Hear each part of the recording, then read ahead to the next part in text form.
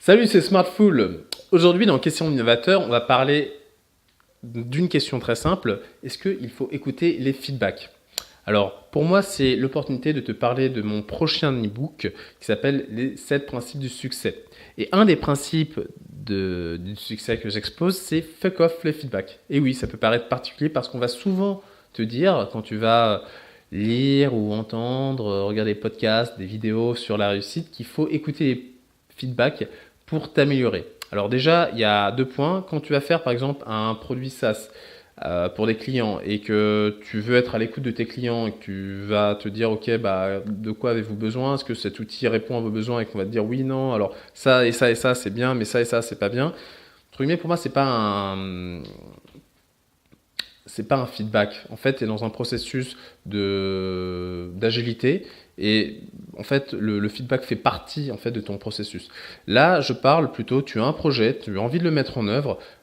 C'est ton projet, c'est pas celui de tes amis, c'est pas celui de tes proches, c'est pas celui de ta famille, c'est ton projet. C'est toi-même qui dois savoir où tu vas. Et en fait, tes amis, en te disant, tiens, il faut faire ceci, il faut faire cela, tiens, ça c'est bien, mais tu devrais faire plutôt ceci et cela, en fait, ils sont en train de s'approprier ton projet. Donc ton projet, il commence à t'échapper. Donc écouter les feedbacks des autres, c'est déjà, même s'ils sont positifs, même si les gens ont envie de t'aider, bien évidemment. Donc en gros, il est en train de t'échapper. Deuxième point, en fait, les feedbacks de tes amis, ils viennent pas de nulle part. Ils viennent généralement de l'environnement culturel dans lequel tu es. Et imagine bien que s'il y a des personnes qui réussissent plus que d'autres dans certains pays, enfin s'il y a des pays et des cultures qui réussissent plus que d'autres, c'est en grande partie à cause de la culture.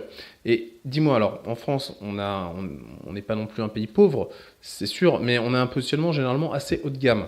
Et donc, on va généralement te pousser à atteindre une perfection qui n'est pas toujours une perfection, on va dire, saine.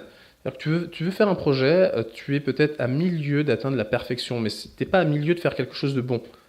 Par contre, il va falloir que tu travailles, que tu le fasses, et c'est toi-même que tu dois écouter, c'est toi-même qui dois te dire est-ce que ce produit est bon ou non, et faire aussi des itérations, faire aussi des MVP, MVP, excusez-moi.